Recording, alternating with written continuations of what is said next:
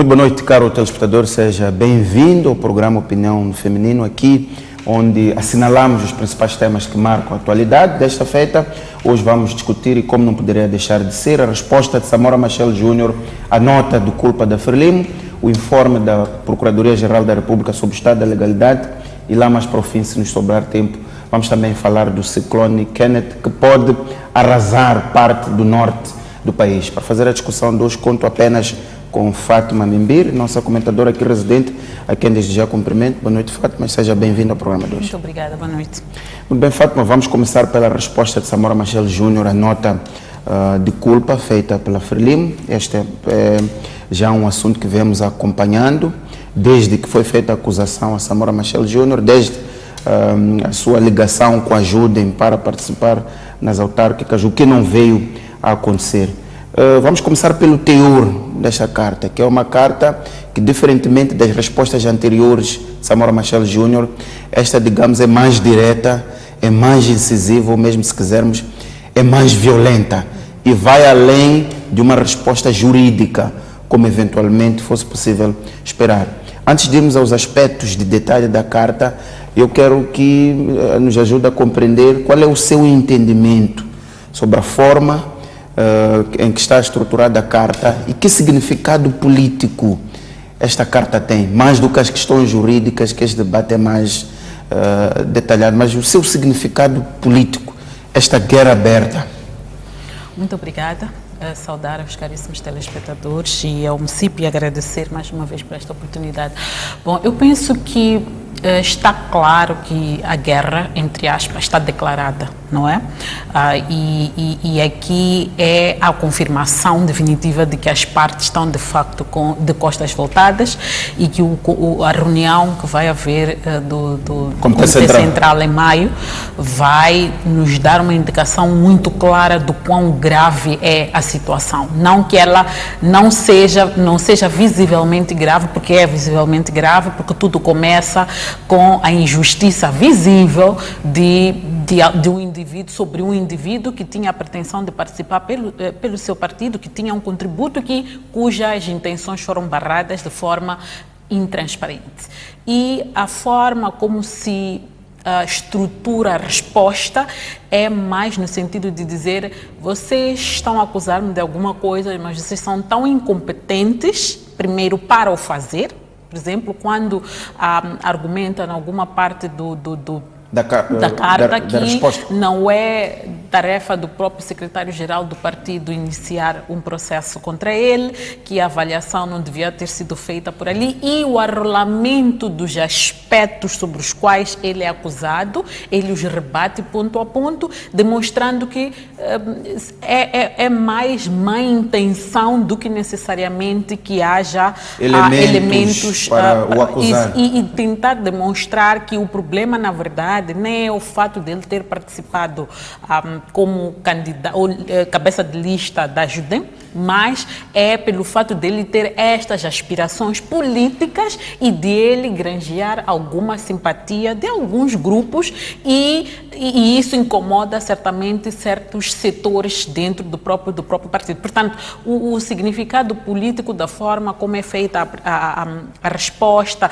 e a a acusação, se podemos dizer que nós vemos dentro da própria acusação, demonstra um pouco isso. Isto também pode querer dizer que se no passado recente Samora Machel Júnior era de alguma forma contido nas suas reações, ele já não, desta vez colocou todas as cartas em cima da mesa. Ele já não é e que não vai ser. No sentido de, se houver uma situação similar no futuro, porque obviamente que ele continua a ter as suas pretensões. Imaginemos que a Frelimo decide expulsá-lo, ele tem toda a carta branca para se candidatar de forma independente. Acha que a partir desta resposta pode-se perceber alguém, e como Samora Machel Júnior disse no passado, o futuro tem várias avenidas. Exatamente. E se calhar ele já identificou 2, 3 avenidas em função dos resultados deste processo. Uma dessas avenidas há de ser, primeiramente, a Frelimo decidir que não é mais Filipe Jacinto o nosso candidato e voltar a abrir espaço para as candidaturas. O que certos setores do partido acham que isso não é possível, mas pode ser. Porque quer me parecer que não é um aspecto que está firmemente decidido.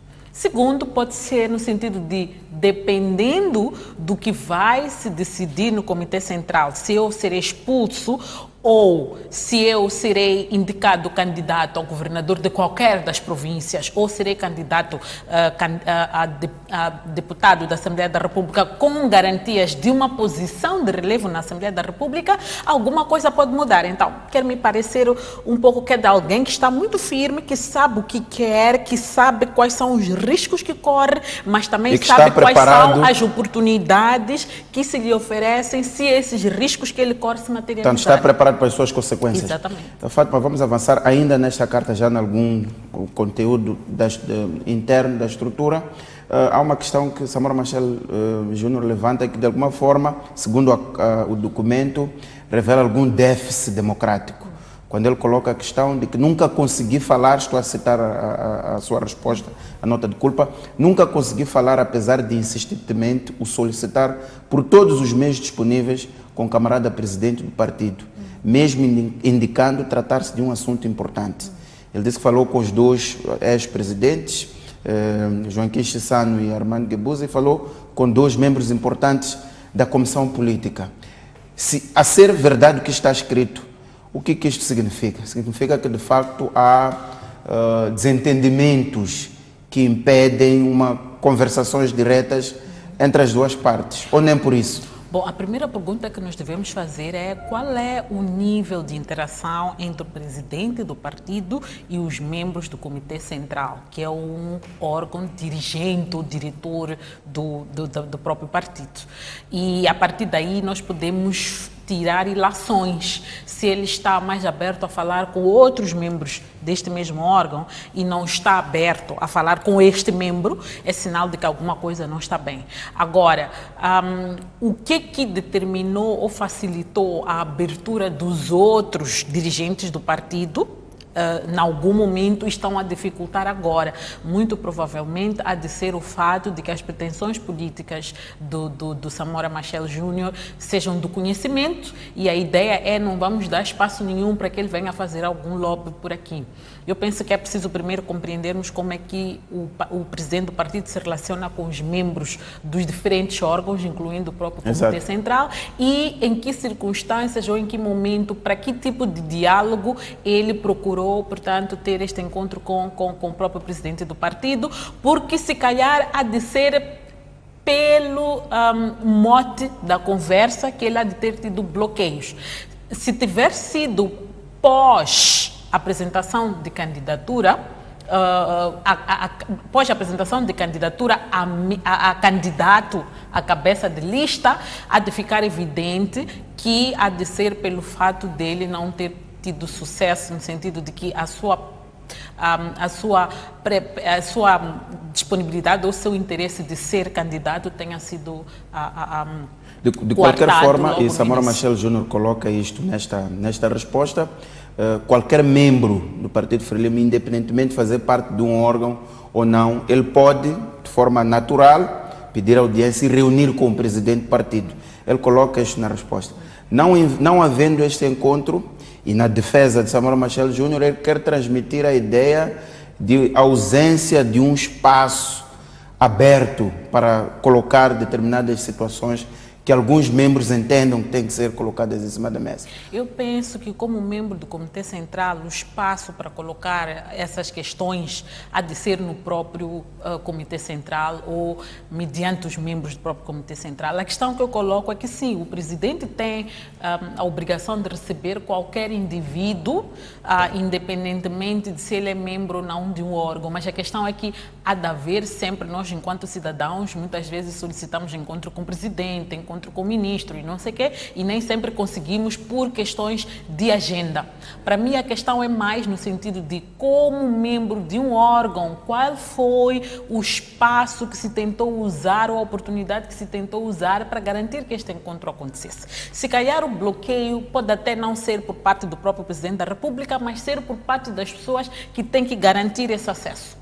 Então aqui é preciso que haja uma investigação mais profunda e penso que o próprio presidente do partido deverá responder a esta questão em sede do próprio Comitê Central, que eu espero que os membros do Comitê Central, que também tenham o mesmo tipo de preocupações, possam colocar sobre aquele órgão. Mas se o partido não goza de democracia, não goza desta independência, as pessoas não estão livres para poder questionar, para poder levantar preocupações em sede das reuniões do Comitê Central, então está tudo perdido. Então eu penso que está aqui uma oportunidade ímpar de voltar-se a discutir. A reunião está para muito breve, 2 e 3 de maio, e eu penso que é uma oportunidade ímpar para colocar estas coisas todas sobre a mesa, inclusive até para esclarecer a questão da indicação ou eleição dos membros, dos candidatos a cabeças de lista, que em algum momento na acusação apresenta-se como tendo sido um dado adquirido de que ele era candidato. Exato. Ele não era necessariamente, porque ele não foi permitido a sair de candidato a candidato, quando ele tinha uma constituência que o apoiava. E a voz desta constituência não foi ouvida, é daí que começa todo esta confusão. Fátima, vamos a 2 aspectos nesta carta de uma abordagem direta ao presidente do partido. Samora Machel Júnior diz que quem deve ser suspenso da liderança do partido é o presidente do partido e questiona o facto do presidente do partido tão cedo ter sido já indicado candidato do partido às eleições presidenciais de 2019. O que isto significa? É um desafio aberto à liderança do partido. Pode ser interpretada dessa forma? Sim, claramente. Por isso eu mencionei aqui que, se calhar, o que ele está à espera é que na reunião do Comitê Central seja decidido que o candidato não seja necessariamente Filipe Jacinto Nussi e se abra um espaço democrático, como nós vimos no processo que selecionou Filipe Jacinto Nussi como candidato da Frelimo, onde participaram várias pessoas e essas pessoas todas foram sendo reprovadas até que ficou Filipe Jacinto Nussi. Então eu percebo que ele aqui, na verdade, o que está a fazer é evitar este movimento e vamos a um processo democrático. E aí vamos ver quem de facto tem legitimidade para avançar, como é que um processo de eleição de um candidato acontece de forma transparente. Eu percebo nesse sentido. Então aí se abre uma janela para ele próprio concorrer, visto que ele tem uma agenda, não é? E isso já foi dito de várias formas, que ele tem uma agenda para o país, tinha uma agenda que queria começar a implementar a partir do município de Maputo e agora está aqui a oportunidade de, se houver esse espaço, se o partido compreender, o órgão, no caso, no órgão dirigente, decidir que de facto, naquele momento em que se chancelou Filipe Jacinto Nussi como candidato, não era o momento certo, não era aquele o procedimento para o fazer e vai fazer a partir daquela reunião que vai haver em maio, ou se vai criar uma oportunidade para que isso aconteça. Portanto, ele está a desafiar, não haja dúvidas, um processo, tipo também retaliação um pouco ao seu próprio processo.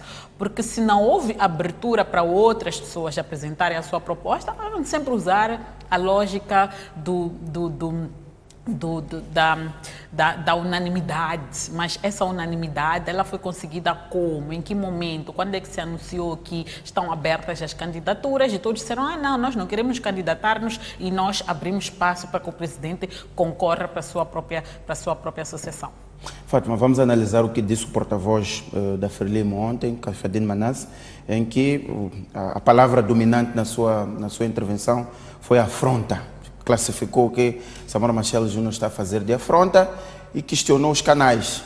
Samora Machel Júnior devia usar os canais apropriados para colocar as suas preocupações. Qual é o seu entendimento, a sua avaliação às palavras de Caifadine Manasse? Bom, é uma contradição. Se o próprio, ou o Caifadine não leu a nota, digamos, de resposta, né, do próprio de reação, de defesa do Samora Machel Júnior, ou ele está distraído de alguma forma, porque está claro que o Samora Machel Júnior reclama que ele não teve oportunidade ou espaço para colocar as preocupações que ele tinha. Ele solicitou, inclusive, encontros com o Presidente da República, não conseguiu. Em sede da acusação, em nenhum momento ele também gozou da oportunidade do contraditório, etc, etc. Então, aqui é preciso perceber o que é que leva o Manasseh a ter uma reação da natureza em que ele teve.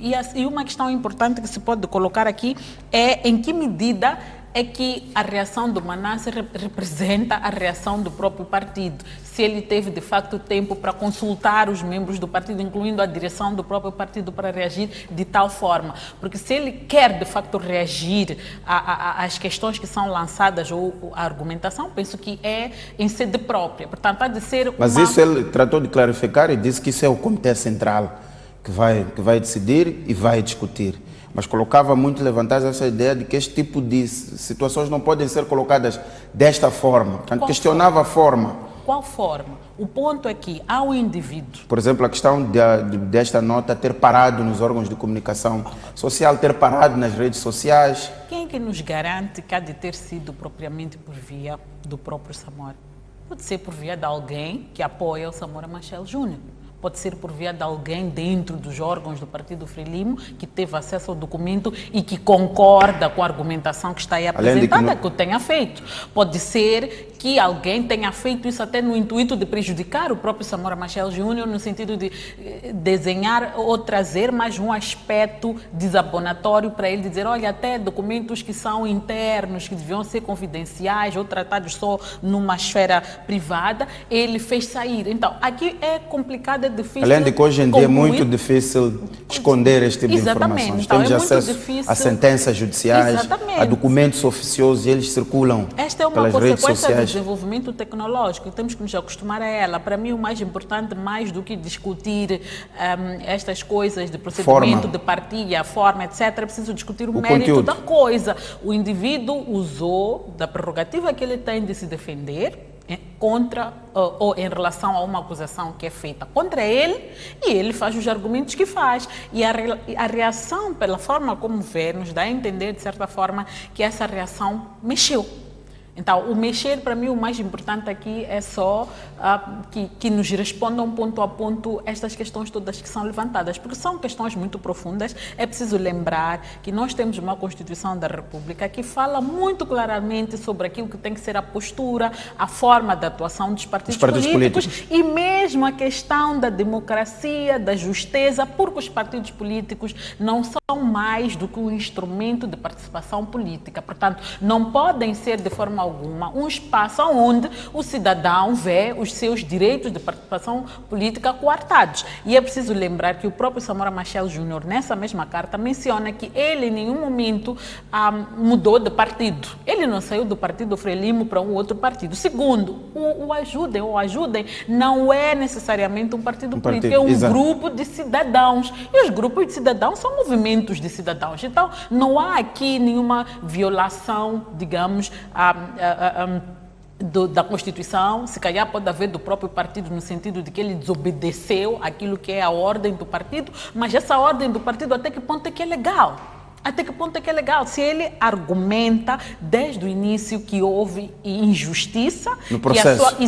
Que a sua candidatura foi deliberadamente retirada para que ele não pudesse chegar até o ponto onde se toma a decisão final de quem vai. Quer dizer, ele não passou de um candidato a candidato a candidato. Então, tudo isto também nos reflete esta necessidade de olhar para os processos dentro dos partidos políticos, até que ponto é que eles são justos, até que ponto é que eles são isentos de influências até nefastas aos interesses do próprio partido. Porque tanto a questão da democracia dentro dos partidos, e olha que esta situação levou à crispação dentro do próprio partido, porque levanta feridas de outras pessoas. É preciso perceber que há tanta gente que tem feridas, que se sentiu injustiçado várias vezes no Partido Frelimo e que se calhar hoje se revê na situação de Samora Machel Júnior. Então, acha que este posicionamento de Samora Machel Júnior reflete o sentimento de uma parte ou de parte de membros do Partido Frelimo? Não haja dúvidas, porque obviamente que nunca fica claro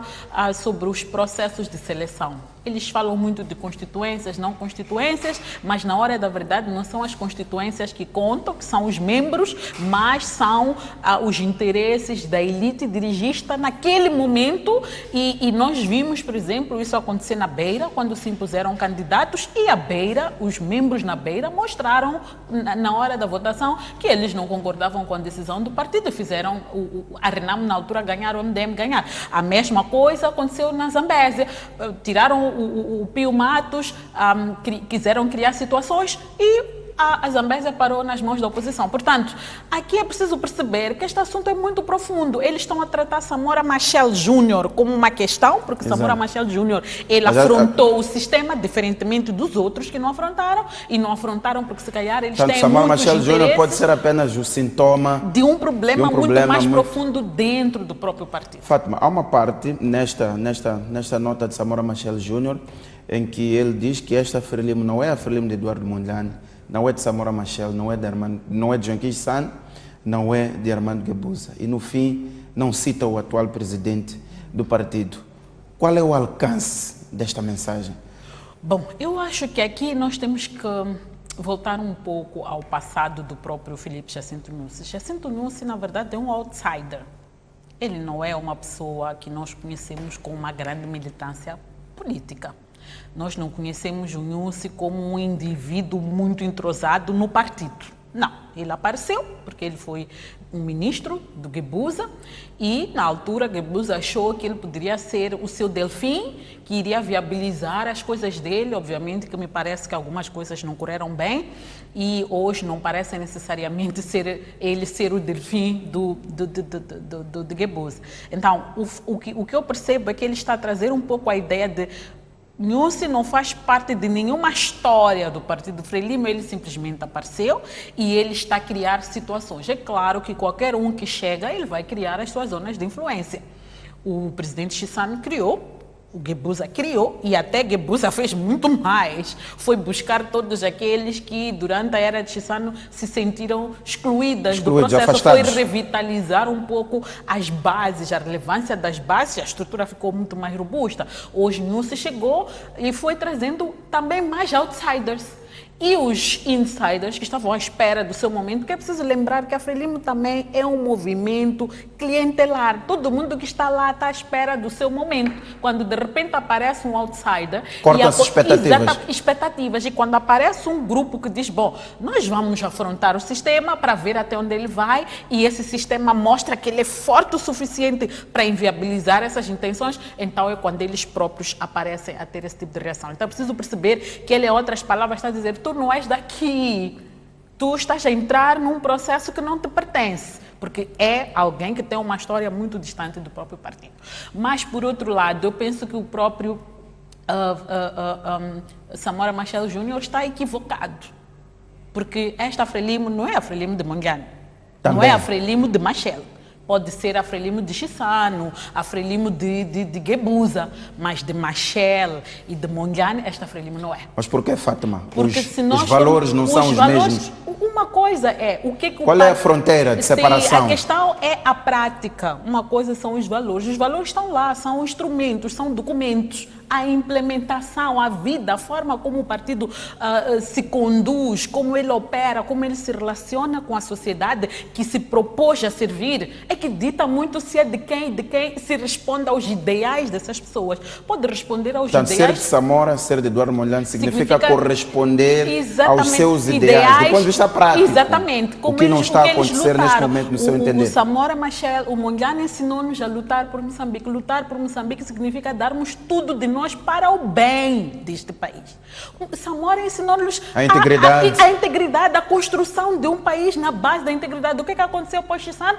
Fomos vendo a corrupção, o cabritismo, uma série de coisas que foram acontecendo e com Guebuza ficou tipo institucionalizado. Foi quando nós tivemos, inclusive, os momentos de fraqueza institucional de captura do Estado, nós vimos acontecer na era de Guebuza, quando vemos os interesses dos indivíduos a sobreporem-se cada vez mais aos interesses do Estado, quando vimos as pessoas a ficarem cada vez mais pobres, quando os outros estão a ficar cada vez mais ricos, mas não estão a ficar cada vez mais ricos por conta do trabalho abnegado, não, mas por conta de roubar ao Estado, e em relação a isso não acontece nada. Então, esta Frelimo não é a Frelimo de Mondlane, não é a Frelimo de Samora. Pode ser Frelimo de Chissano, pode ser Frelimo de Guebuza, aí ele pode estar certo. E agora, onde é que o Nussi entra? Eu acho que o Nussi é um caso de estudo.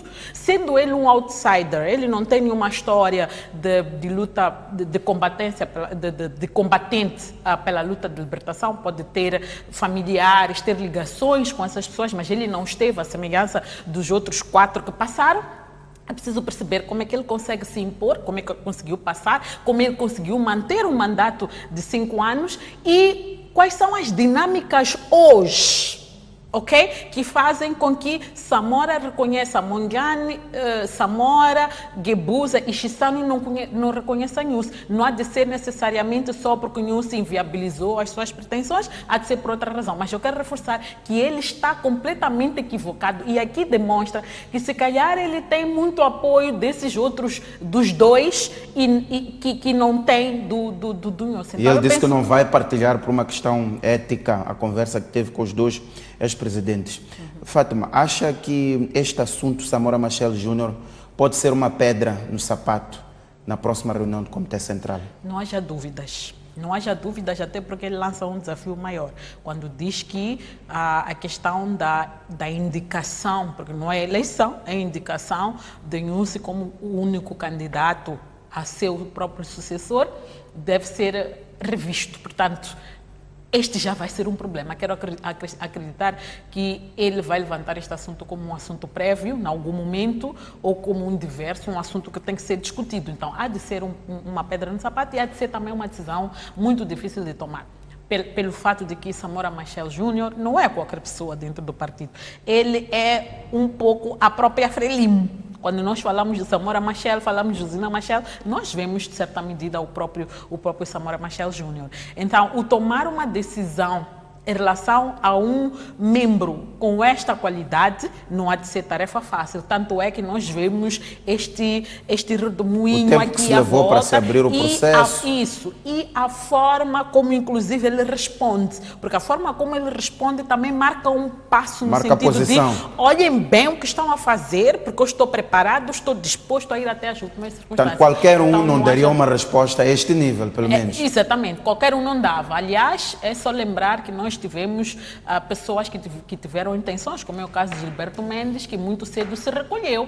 Quando a Comissão Política decidiu chancelar os nomes, ele não reagiu, não vimos mais nada, apesar de ter feito campanha de certa forma. Há tantos outros nomes que são mencionados na própria acusação, de pessoas que nós já conhecemos, que são jovens, que acreditamos que teriam alguma coisa a dar, mas que quando o partido decidiu ao mais alto nível, que são estas pessoas que avançam para a parte derradeira, eles se conformaram. No caso de Samora Machel Júnior, ele não se conformou. Então, o fato dele ter colocado as coisas como estão demonstram claramente que ele está disposto a ir até as últimas consequências e que, se calhar, ele até sabe que no final nem vai haver expulsão, necessariamente, pode haver algum isolamento, mas esse isolamento, se calhar, há de ser mau para Nussi, porque é preciso lembrar que a Frelimo está numa situação fragilizada, pode, se calhar, até ganhar as eleições por incompetência dos outros partidos que não estão a fazer o suficiente para poder recuperar o espaço. Mas a sua imagem no geral? Exatamente, a sua imagem no geral, ele pode ganhar as eleições, mas há de ganhar as eleições sem popularidade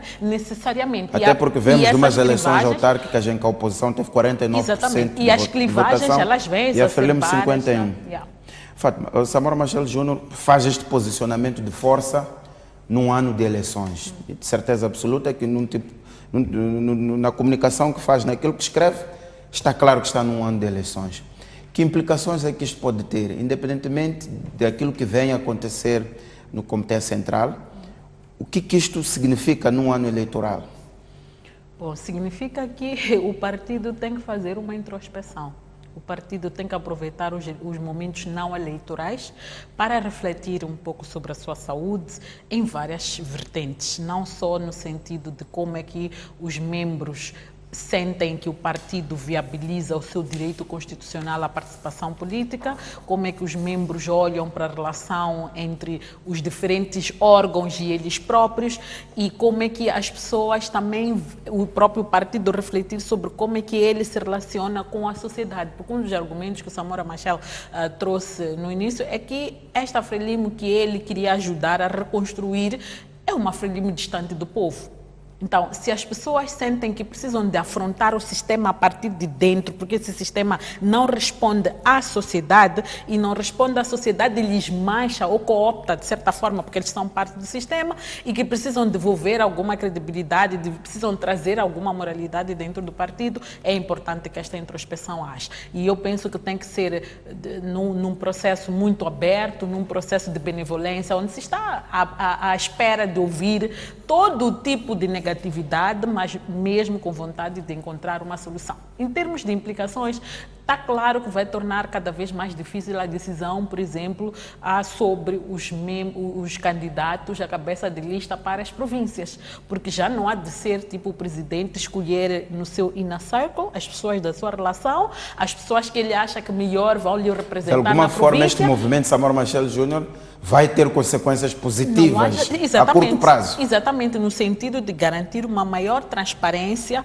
no processo de seleção dos candidatos à cabeça de lista para as provinciais. E, obviamente, que isso também se vai refletir a partir de 2004, se a própria Frelimo fizer esse trabalho de introspeção em 2024, onde teremos mais de 150 candidatos. Esses 150 candidatos têm que sair de algum lugar e não tem que ser uma pessoa que só aparece porque o presidente gosta dele, porque o presidente acha que deve alguma coisa a ele, mas tem que ser alguém que tem um plano, que tem ideias, que tem coisas concretas para dar à sociedade. Então eu penso que aqui, em ano eleitoral, a grande lição que fica de todo este processo é que é preciso que haja critério muito claro de seleção dos para evitar dos este candidatos, tipo de situações. Mais do que dizer que eles só representam constituências, que não deve ser de todo o suficiente, mas é importante, representa as constituências, mas qual é o plano que esta pessoa tem? Okay? Porque eu não quero acreditar, tirando o Comiche, que nós sabemos que ele foi um edil exemplar de Maputo durante o tempo que esteve, que a Frelimo inexplicavelmente não o permitiu concorrer para um segundo mandato, ele teria um plano para Maputo. Mas eu não tenho certeza se os outros dois candidatos teriam um plano para Maputo. Exato. Samora Machel Júnior nos convence de que tinha um plano para Maputo. Penso que está aí uma oportunidade para dá-lo, para ver se ele realmente tem ou não. Oportunidade, Fátima, para também sairmos deste tópico. Temos que gerir o tempo para discutir o informe da PGR. Samora Machel Júnior tem vida fora da Frelimo? Eu penso que sim. Depende muito quando do falo que de ela vida, aspira. Por aquilo que se pode ler nesta carta, é uma posição de força de alguém que espera qualquer decisão que vier. Sim. Portanto, tem vida Samora Machel Júnior do ponto de vista político? Sim, do partido? Eu penso que sim. Penso que ele pode, eu sempre defendi que a Frelimo tem que ser repartida ao meio. A Frelimo tem que ser renovada. E repartida ao meio, o que significa? Repartir-se internamente ou ela dividir-se e criar um movimento de oposição? Internamente não haja dúvidas que isso já acontece, ok? Desde, se nós formos já voltar um pouco atrás para o processo que seleciona Guebuza candidato a presidente do partido, depois candidato presidencial, depois dele ser secretário-geral, a sua recandidatura em 2010 e depois este processo que selecionou Nhusse, nós vamos perceber que dentro do próprio partido já há muitos grupos já há divisão e há um grupo até de excluídos. Okay? Que são as velhas guardas, que em algumas circunstâncias nós poderíamos dizer que seriam as tais reservas morais do partido, que simplesmente decidiram se alhear ao processo e ficar, somos membros, porque há uma história, mas não nos identificamos mais com este partido. Portanto, há tantas coisas ali que eu penso, há tanta divisão lá dentro que está claríssima, inclusive até há divisão entre aqueles que acham que são mais legítimos a ter acesso às oportunidades do poder do que o grupo dos Samoras, que são os filhos, os herdeiros herdeiros, digamos assim, do poder, porque os pais foram antigos combatentes, porque os pais foram heróis, etc., mas nunca deram tanto litro pelo partido político. Portanto, há estas guerras. Fátima, eu quero explorar esse seu dentro do pensamento partido. quando diz que defende que a Frelimo deve se dividir ao meio. Isso. O que quer dizer exatamente? O que eu acho é que tem que haver uma cisão visível dentro da própria Frelimo, porque eu não estou a acreditar que a Frelimo, na estrutura que ela está muito robusta, ela vai mudar e virar o seu foco para a sociedade. Teria que haver uma mudança muito grande. O que é preciso é, de facto, dividir. Haver um grupo de pessoas que quer resgatar aqueles ideais, no sentido de implementá-los, porque no papel eles existem, mas é no sentido de implementá-los, tentar Mas os implementam fora ou dentro da estrutura? É que ficou claro que dentro da estrutura é difícil implementar. Eu pergunto, tenho discussões todos os dias nas redes sociais, com várias pessoas que são membros do partido, eu pergunto, e que são pessoas que defendem esta questão da boa governação, da transparência, do serviço, do sentido de Estado, etc., e que eu pergunto o tempo todo, acham que estão a conseguir fazer mudanças a partir de dentro? Por que é que nós não conseguimos ver essas mudanças que vocês dizem que estão a fazer a partir de dentro? Então, está a ficar mais do que claro que não é possível fazer mudanças a partir de dentro, e este caso de Samora Machel Júnior vem mostrar claramente a podridão que existe dentro e que torna muito difícil a fazer mudanças a partir de dentro, porque as pessoas estão todas a correr para garantir que os seus interesses estão satisfeitos, mas ninguém está a correr para garantir que a Frelimo, ela se vire e devolva ao serviço da sociedade, de modo a que ela continue a governar com legitimidade e com orgulho, porque penso que é isto que o Samora Machel, é isto que o Monhane lutaram para, não é? E tantos outros que conjuntamente com estes dois lutaram. Então, para mim, a questão é, Samora Machel, se conseguir ser dinamizador o suficiente, há de puxar politicamente outras partes que não se identificam com o atual Frelimo e vão fazer uma Frelimo renovada. Exato. No sentido de que aí é possível sobreviver, sim. Agora, como um partido político novo, sem expressão nenhuma, com membros que não têm... Vai ter de demonstrar trabalho. Exatamente, há de ter de demonstrar trabalho, e aí há de ser o grande problema, porque Samora Machel Júnior não é necessariamente um indivíduo político, nós não conhecemos a ele na política. Agora, é preciso lembrar que isto também terá outras nuances, é que a Frelimo controla o sistema, o aparato estatal, e o Samora Machel Júnior é um indivíduo que tem interesses empresariais. É preciso lembrar que isto pode ter custos muito altos. Eu ficarei muito satisfeita se Mas quem escreve uma resposta como esta, Fátima, em que afronta diretamente o presidente, não fez a equação de todas as consequências possíveis? Há de ter feito e muito certamente há de estar a contar com pessoas muito fortes. Porque, como eu disse, os interesses empresariais dele e alguns deles até o colocam numa situação de fragilidade. Ok? Mas ele não está sozinho nesses mesmos negócios. Então, eu quero me parecer com uma pessoa que fala assim também, como nós diríamos na gíria popular, quem fala assim não é galo. No sentido de dizer que ele sabe muito bem o que está a fazer e com quem é que ele conta. Para mim, o mais importante não é ele confiar nas pessoas que lhe podem dar o backup, mas é ele ter a certeza de que ele está a fazer uma luta justa, que ele vai aceitar todas as consequências que daí advierem, incluindo até dos seus interesses empresariais, mas que ele está a garantir a viabilização da realização daquilo que foram os ideais que o pai dele morreu, inclusive, por eles. Muito bem. Fátima, vamos avançar para outro tema e vamos falar do informe do Procurador-Geral da República sobre o estado da legalidade. Tal como com a resposta que fizemos, Samora Machel Júnior, a nota de culpa, o informe tem várias páginas, Fátima. Primeiro quero ouvir qual é a sua ideia no cômputo geral. Acha que há melhorias? Acha que ficou alguma coisa por dizer? Ou este informe cobriu as suas expectativas em termos do estado de legalidade do nosso país? Bom, eu penso que pela primeira vez nesta Procuradoria da Beatriz Buchile, nós tivemos um informe que teve algumas coisas concretas, não é? Penso que o assunto das dívidas, que é preciso reconhecer que teve um impulso da acusação e do mandado de captura contra Chang e outros 3 indivíduos pelas autoridades sul-africanas. Ainda que a Procuradoria-Geral da República negue isso, porque se não fosse, não vamos dizer que houve tanta coincidência, não é? Se não fosse, nós já teríamos um mandado de captura contra Chang, inclusive ele não teria saído do país onde ele foi capturado pelas autoridades sul-africanas, a pedido das autoridades norte-americanas. Portanto, o assunto das dívidas...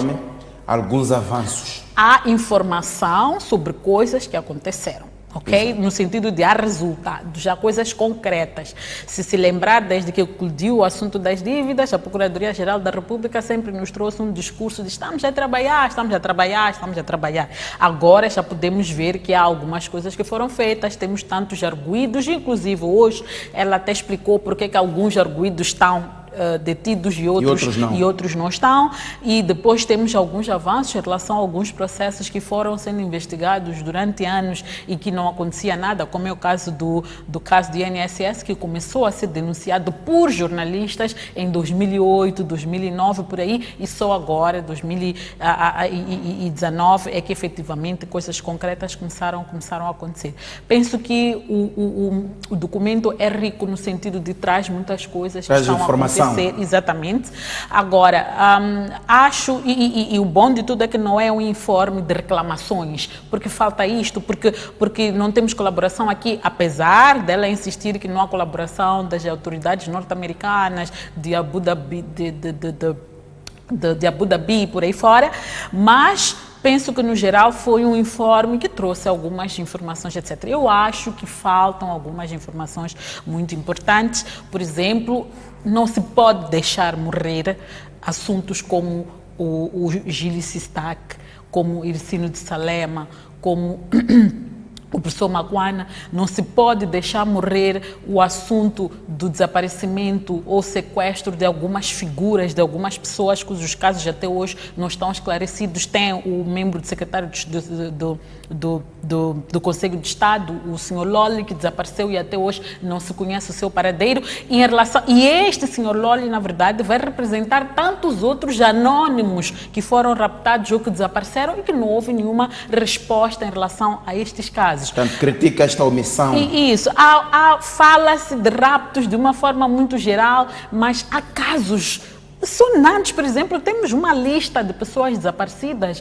As pessoas têm um lugar, um espaço onde possam denunciar o desaparecimento de pessoas, que é para poder até alimentar essa base de dados e dar e haver alguma resposta em relação a isso. Achei um pouco estranha a resposta sobre o indivíduo português, que a própria procuradora diz que a família foi constituída assistente do processo e que por conta disso ela pôde auxiliar ou exigir outras mas que ainda não receberam um pedido mas a informação que se tem é outra, não é necessariamente esta. Então fica-se um pouco na dúvida se até que ponto é que muita da informação que é veiculada pelo informe da procuradora corresponde à verdade. Quais são as evidências que nós temos de que efetivamente isso não chegou, se a própria família argumenta que chegou? Há um aspecto importantíssimo que tem a ver com a justiça e a sociedade.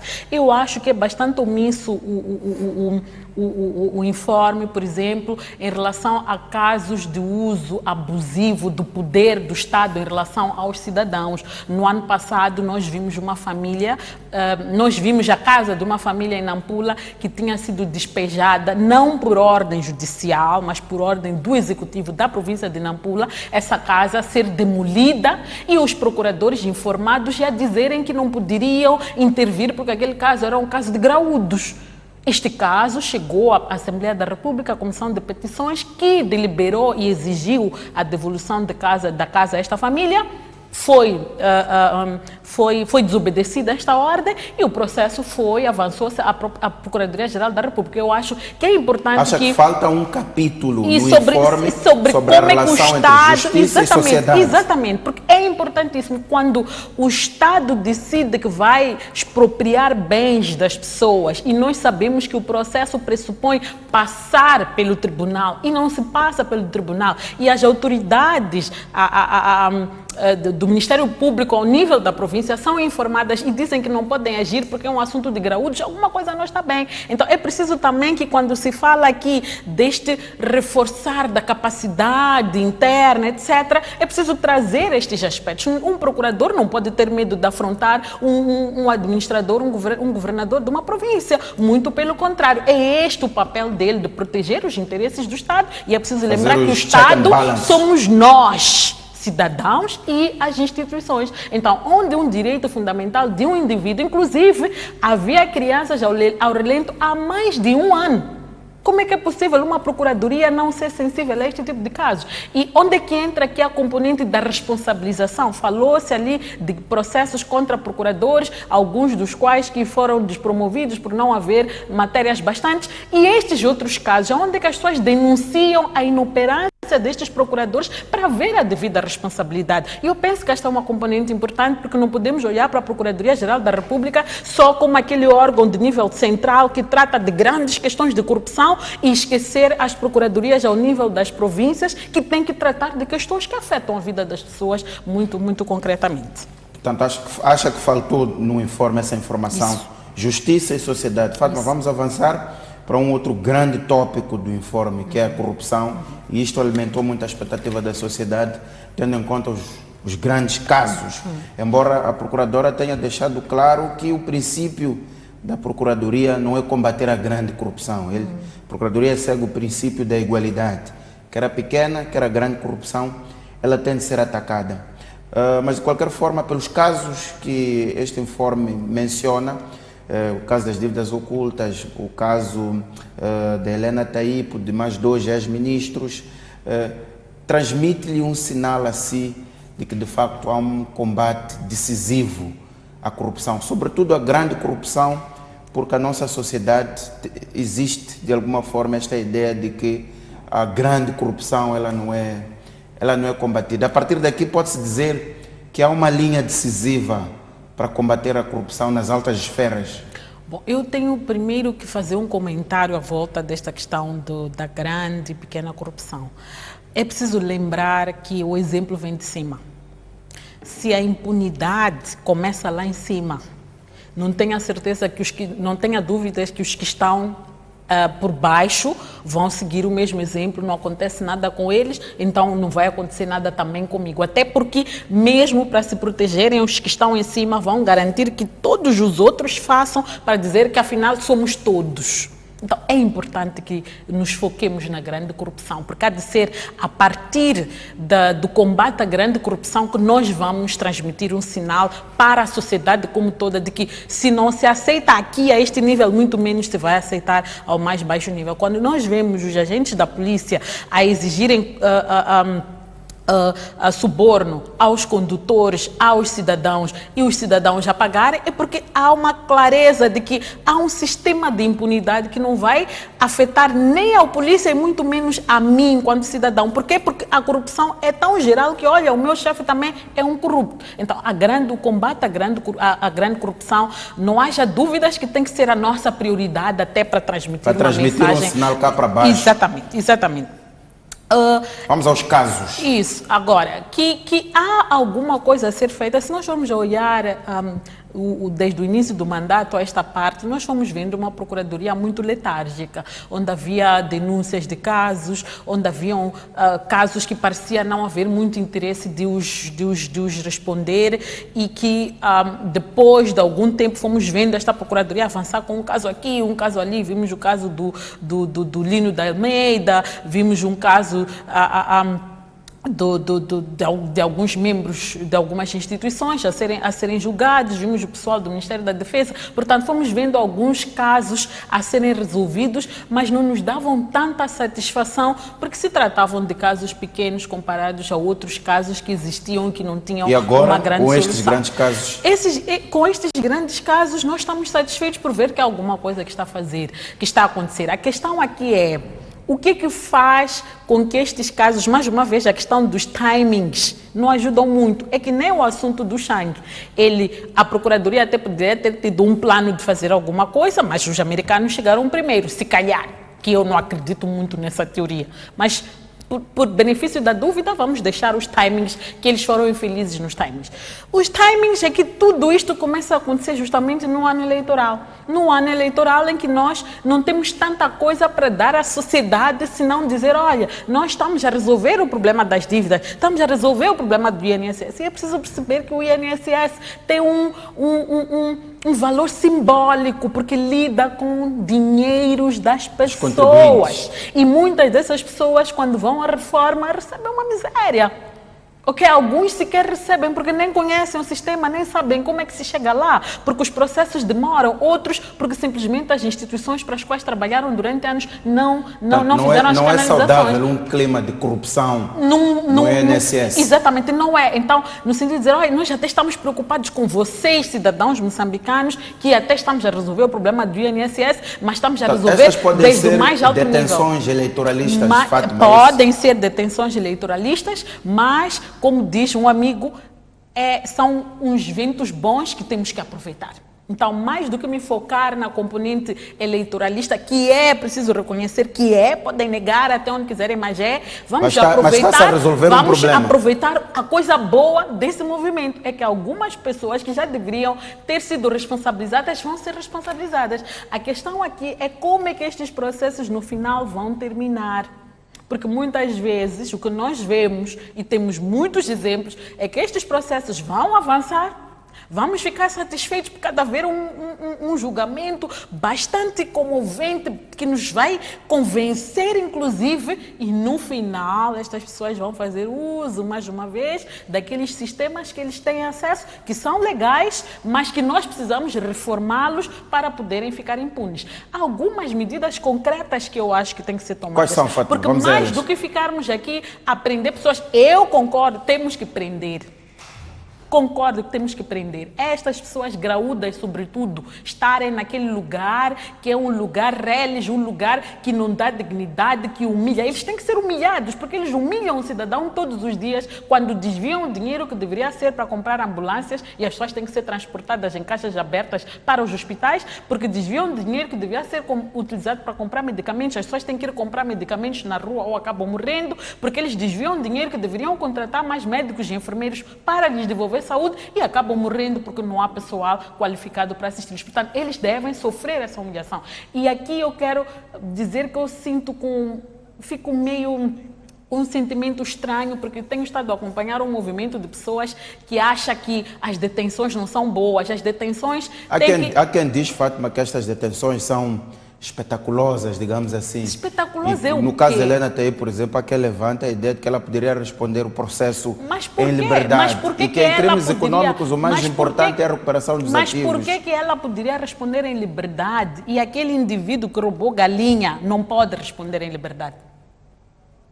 Então aqui também temos que ter um pouco aqui de senso. São crimes econômicos? Sim, eu penso que para um país pobre como o nosso, que precisa de cada centavo, os crimes econômicos deveriam ser crimes gravosos. Tanto quanto são os crimes de homicídio voluntário, essas coisas todas. Então, aqui nós também temos que repensar um pouco pela dinâmica e a tendência que nós vemos dos crimes econômicos a acontecerem no nosso país, do desvio. Na verdade, estamos a roubar uma oportunidade de progresso.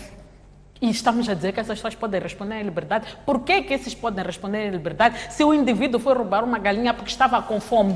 Fátima, então eu penso que aqui esta questão eu não concordo, é preciso prender as pessoas. Se for necessário, vamos aplicar penas alternativas para esses ladrões de galinha. Aliás, o nosso regime já prevê isso e vamos criar mais cadeias para estas pessoas, precisamos de educá-las. Algumas reformas.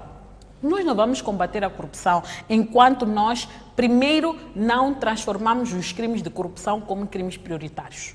No sentido de... O que significa? Significa que, em relação a outros crimes, os crimes de corrupção são atendidos imediatamente. Então, um processo que a Procuradoria-Geral da República, o Gabinete Central de Combate à Corrupção investigaram e deduziram a acusação, então imediatamente chega ao tribunal e o tribunal avança para este processo de forma célere. Isto significa aquilo que o CIP tem estado a advocar durante vários anos, que é preciso criar as seções especializadas. Conseguimos criar seções especializadas para as questões laborais, para as questões de violência, etc. Então vamos criar também aqui para os casos de corrupção.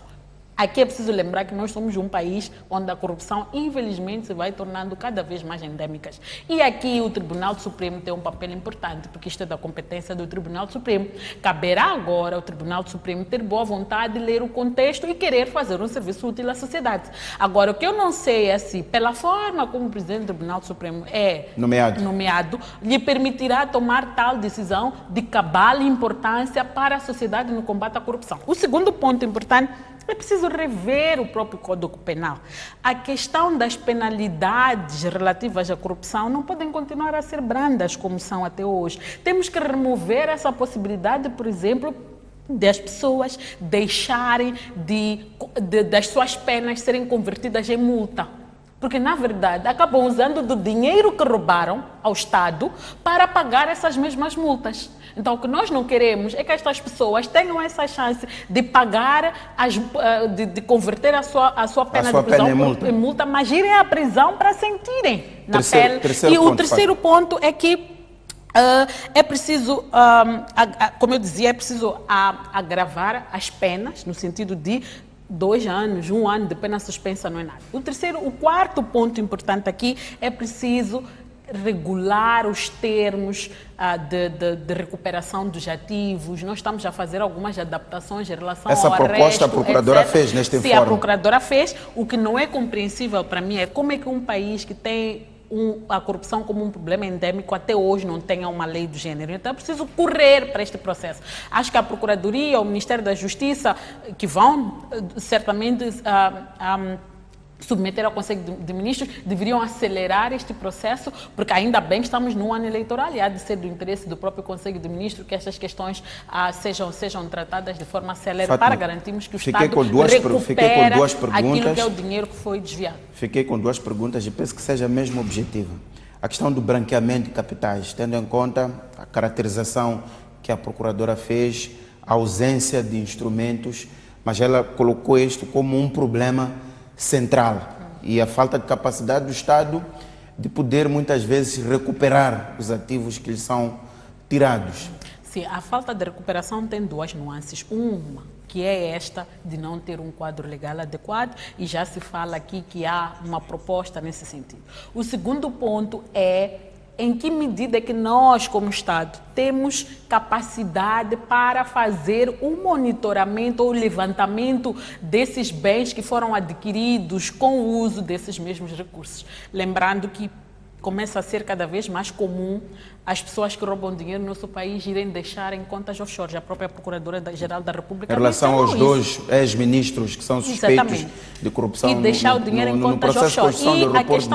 E a questão das contas offshore é que elas permitem como se diz, a limpeza ou o branqueamento do rastro desse mesmo dinheiro, no sentido de sair de Moçambique, depositaram numa conta, desapareceu, já ninguém sabe, pode estar em nome de uma terceira pessoa que nós nem temos ideia de quem seja, quais são as ligações que possam existir. A outra é que nós sabemos que o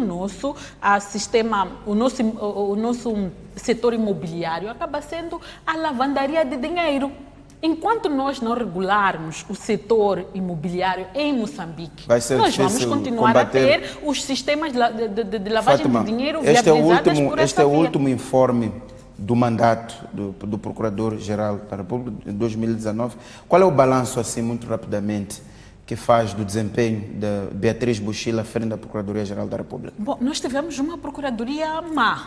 Uma procuradoria que só nos últimos meses é que começou a desabrochar, digamos assim.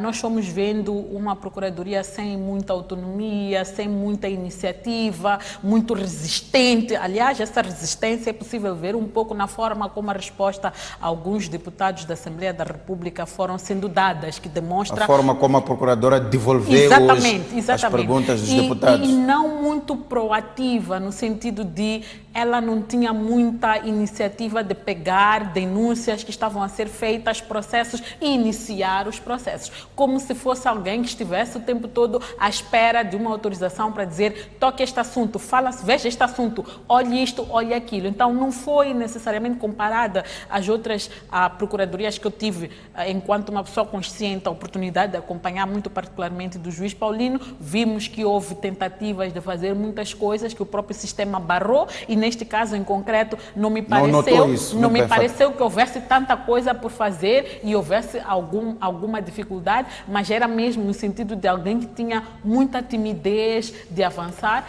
Se calhar agora, porque o mandato está no final, a chance de ser reconduzida é muito grande e obviamente que há de depender de mostrar serviço ou não mostrar serviço, e também a questão da confiança política de ser importante, infelizmente. Muito obrigado, Fátima, por esta opinião feminino desta quinta-feira, em que discutimos o informe da PGR e a resposta de Samora Machel Júnior, a nota de culpa que lhe é movida pela Frelimo. Caro telespectador, o nosso programa termina por aqui. Até a próxima quinta-feira.